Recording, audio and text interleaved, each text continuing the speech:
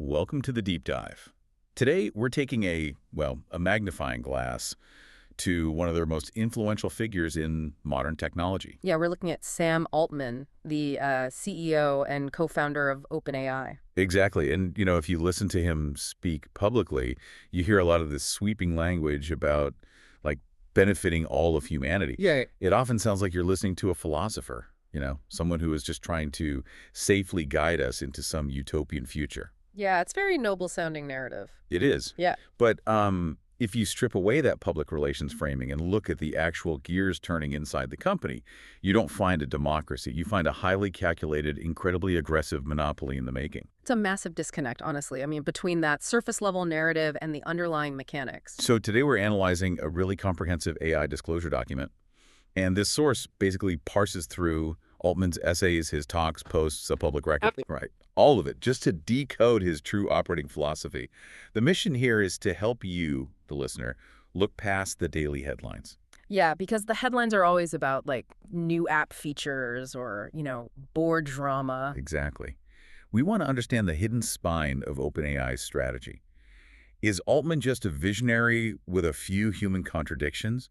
Or is there this highly calculated, stable operating philosophy driving the future of AI?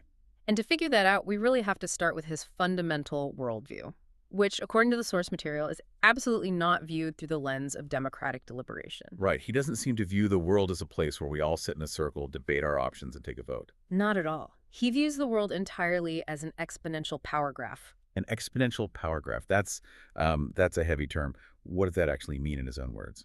Well, looking at his own writings, he uses the word magic to describe the concept of compounding. Right. He writes that a founder's self-belief should literally verge on delusion. Yeah, and he believes that most people just waste their time. To him, the necessity for founders is to seek out a monopoly-like advantage. A monopoly-like advantage. Let's ground that concept for a second, because it really reminds me of playing an actual game of Monopoly. Oh, that's a good analogy. Right. Like, if you sit down at the table and you genuinely believe the board is an exponential power graph, your only logical move is to acquire all utilities, snatch up the railroads, and build hotels as fast as you can. Exactly. You have to control that compounding layer of the game. Yes. The absolute last thing you would ever do is pause your turn to ask the other players, like, hey, how do you guys feel about the rules? Right, because why would you slow down? And this matters because the unstated premise of his worldview is that whoever controls this compounding layer, well, they fundamentally control the future. Which is a terrifyingly huge stake. It is. And he projects this exact logic into the near future. He has this essay predicting the technological landscape by the 2030s. Ah, right, the 2025 Singularity essay. Exactly. He predicts a decade defined by what he calls wildly abundant intelligence and energy. Wildly abundant. Yeah, where AI agents are joining the workforce by the millions, but that abundance is driven entirely by whoever owns that exponential compounding machine. So that brings up a really massive paradox then. How so? Well, if his underlying philosophy is all about, monopoly-like advantage and extreme self-belief and compounding power, how does that square with his constant public framing? The building AI for all of humanity thing. Yes. Every time he's on a stage, he's talking about humanity. So how do we reconcile that? Well, the source highlights a really sharp contrast there. You have this rhetoric of broadly distributed benefits on one hand, but then look at his actual operational focus. What's he focusing on behind the scenes? It's entirely about product scale, massive infrastructure, and deployment velocity. Meaning how fast they can get the product out. Right. Speed and size. What's completely absent from that operational focus is any real emphasis on redistribution. Wait, like wealth redistribution? Yeah, or, labor bargaining power for all the people whose jobs will be affected by these AI agents, or even durable public oversight. Okay, wait, let me push back on that for a second, just to play devil's advocate here. Sure. If you are trying to build wildly abundant intelligence for everyone on Earth, don't you, have to prioritize massive infrastructure and product scale first? You mean just to make it exist? Yeah. You can't distribute abundant intelligence if you haven't built the server farms first, right? That's a totally fair point, and it's a very common defense. The logic is sound. But the source makes a really key distinction here about how he treats governance. Okay, unpack that. If you're really building for humanity, Governance and oversight are foundational, right? They're Yeah. co-equal to the mission. But to Altman, good governance is just viewed as an enabling layer. An enabling layer, so a tool. Exactly. It's a tool to make the future work or to assure the public and keep funding flowing. It's not a concrete constraint. I see. It's an engine, not a set of brakes. Precisely. It's about momentum. The moment governance threatens to slow down that exponential power graph, it ceases to be useful. Wow. Okay, so if governance is viewed merely as an enabler rather than like a real constraint, that fundamentally changes how information and accountability are handled at the top, doesn't it? It changes everything. And this leads us directly into a pattern of behavior that's been highly scrutinized in the public record. You're talking about the candor issue. Yes, Right. the infamous candor issue. And treating the source material neutrally, we can just look at the factual events. Let's walk through that timeline, because the most explosive moment was obviously when the OpenAI board temporarily fired him. Right. And do you remember what they said at the time? Yeah, it was very vaguely worded.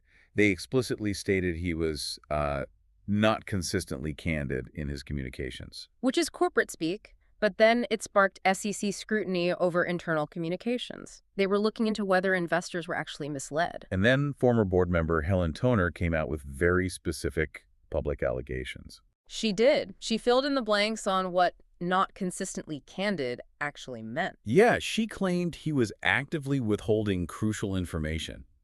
Like, she alleged he didn't even inform the board about the release of ChatGPT itself. Imagine that. The flagship product. Right.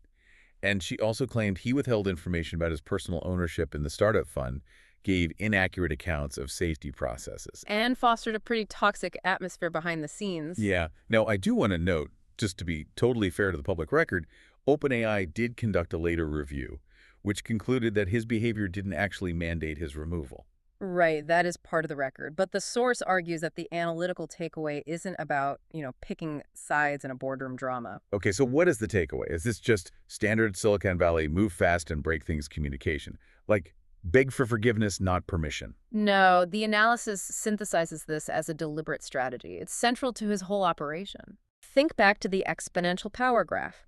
If your goal is to protect that compounding momentum, then selective disclosure and strategic framing are perfectly normal instruments of management. Oh, I see. Information is just a resource. Exactly. Total transparency to a nonprofit board might introduce friction. It might slow things down, so you manage it. So treating truth and framing as like a dial you can turn up or down that has to bleed directly into how OpenAI navigates its ethical and moral boundaries, right? Oh, absolutely. It creates this recurring moral asymmetry. Moral asymmetry. Let's look at that. Because his public stances seem to jump all over the place depending on what's convenient. They really do. Like, on one hand, he heavily invokes this idea of human autonomy. He'll say, oh, neither OpenAI nor any private company should decide the fate of the world. Very hands-off. Very humble. Right. But then look at his specific policy moves. He pushes for allowing adult content for verified adults. He advocates for letting ChatGPT act like a friend. And it goes way beyond user features. Look at the geopolitical and economic moves. Yeah, talk about that. Well, initially, the company maintained very cautious, strict boundaries regarding military applications. But then suddenly, they're partnering with the Pentagon. Oh, wow. Yeah. And then you see him demanding massive government support to secure global chip supply chains. While almost simultaneously denying that he wants any sort of data center bailouts. It's like watching a general moving the goalposts depending on which way the economic wind is blowing. That's a very accurate way to frame it. It just doesn't sound like a CEO relying on a fixed moral compass. It sounds like tactical boundary setting to clear the path for, corporate expansion. The source confirms this reading entirely. What is publicly framed as a principled boundary is actually just a pragmatic operational tactic. Because he needs to keep the graph growing. Exactly. To reach that singularity he talks about, artificial general intelligence, you can't just do it in a small lab. No, you need physical scale. You need data centers the size of cities. You need millions of microchips. You need literal nuclear reactors to generate the power for the servers. So you have to partner with the Pentagon. You have to get government money. The principles have to flex to fit the physical reality. Right. And that brings us to the deepest, most unresolved tension of this entire OpenAI project. Which is? The conflict between democratization and centralization. Oh, this is fascinating. Yeah, all of these elements, the monopoly mindset, the governance as a tool, the selective candor, They all culminate here. So where do we see this tension most clearly? You have to dive into OpenAI's own public email archives from their founding. The early days. Right. The founding team was doing the math on AGI early on, and they concluded it would require billions of dollars per year. Billions, just burning through cash. Yeah. So they realized a nonprofit structure just couldn't sustain that. A for-profit structure was entirely necessary. Okay, that makes sense practically. But here is the critical part. They acknowledged in those emails that as the technology advanced, it would inevitably have to become less open. Wait, less open.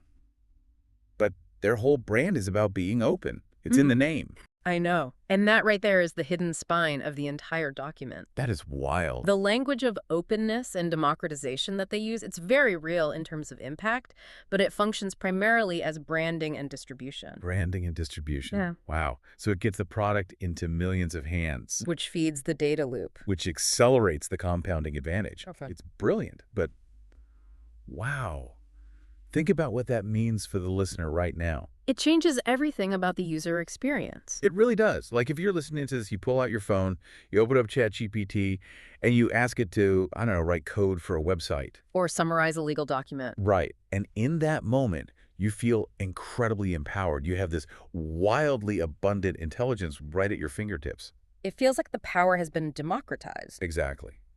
But what this evidence shows is that you are participating in a system where ultimate power is increasingly concentrated into a very small set of hands. Yes. The actual operational truths of the company are absolute control, extreme secrecy regarding the models, and building a competitive moat. So the democratization is just the interface. The reality is centralization. Completely. Altman might genuinely believe that by building this centralized power, he is doing what's best for humanity. But the structure is undeniably a monopoly where the power flows strictly upward. Okay, so let's briefly recap this journey for everyone because this is a lot to process. That's a deep rabbit hole. It is. We started with this philosophy of compounding magic and delusional self-belief. Right, the exponential power graph. Right. And then we traced how that monopoly mindset led to treating governance as just an enabler, which led to strategic candor and flexible ethics. All justified by the massive physical and financial requirements of building supercomputers. And finally, we arrived at this hidden operational truth. Highly centralized, secretive power that's basically masked by the branding of openness. And the gears are spinning exactly as they were designed to. They really are. Which leaves us with a final, slightly provocative thought for you to mull over today. Yeah, think about this. If the unstated premise of AI development right now is that whoever controls the compounding layer controls the future, what does that actually mean for your own personal autonomy? Serious question. Because as these wildly abundant AI agents eventually join the workforce and, integrate into your daily life, are you gaining an independent tool to help you thrive? Or are you simply becoming another data point in someone else's exponential power graph? The answer is being decided right now. It really is. Well, thanks for joining us on this deep dive. We'll catch you next time.